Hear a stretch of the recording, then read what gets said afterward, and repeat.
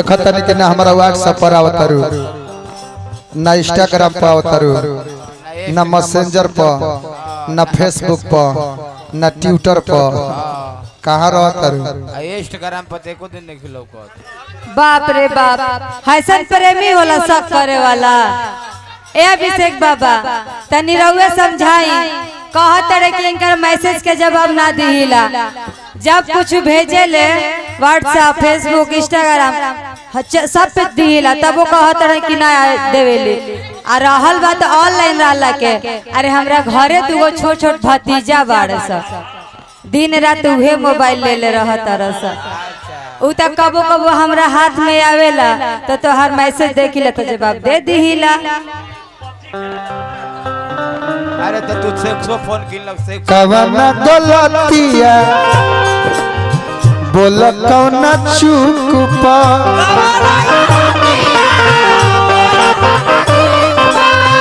दिल न रिप्लाईवा सब फेसबुक पा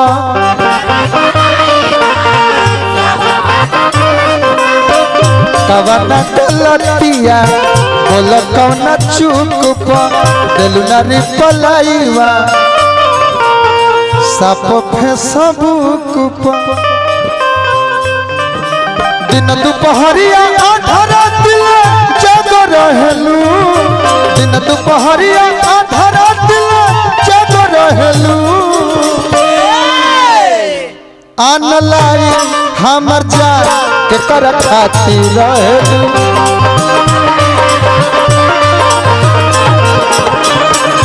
ऑनलाइन हमर जान के कर खातिर रहलू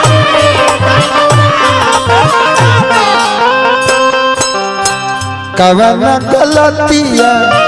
बोल कवना चूक पा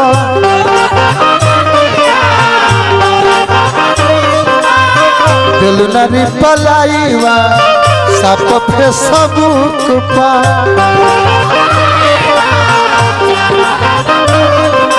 दिन दुपहरिया आधा दिल जग रहलू दिन दुपहरिया आधा दिल जग रहलू ऑनलाइन हमर जान के कर खातिर रहलू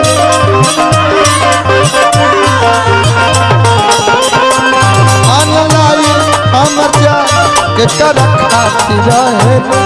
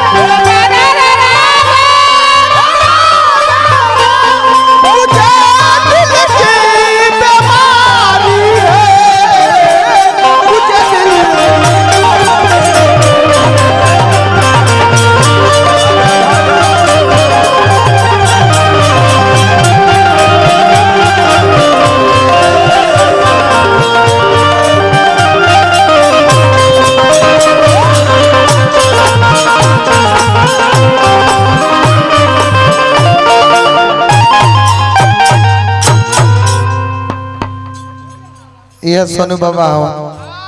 ये बाबा हवाई एक दिन खातिर बराइल बड़ा घर रह के चाहे बाकी मित्रता हो आ मोबाइल में भूलवा दल मित्र हो मित्र यह मित्रता के पहचान है ना ना वो पागल हो कर काम जय जी रवे दर्द दिया दो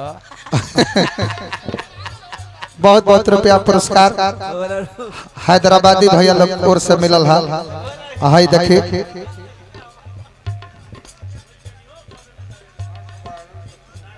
हंस बहादुर जी के फूफा जी के तरफ से पुरस्कार मिलल बा भोलानाथ जी वहाँ के लड़का इंजीनियर साहब अमित कुमार जी पुरस्कार देता नहीं आ सोनू बाबा बहुत बहुत रुपया पुरस्कार देने हार्दिक हार्दिक अभिनंदन जय जयकार बा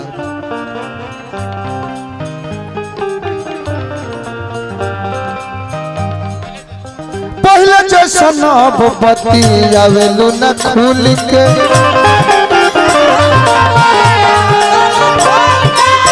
जनतन जिया तारू हमारा के भूल के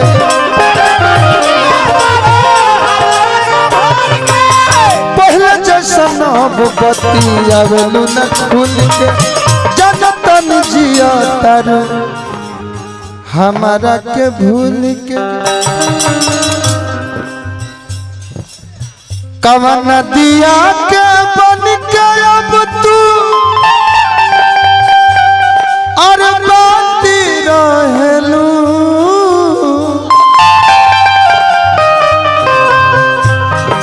कवन दिया के बन के अब तू बाती रहेलू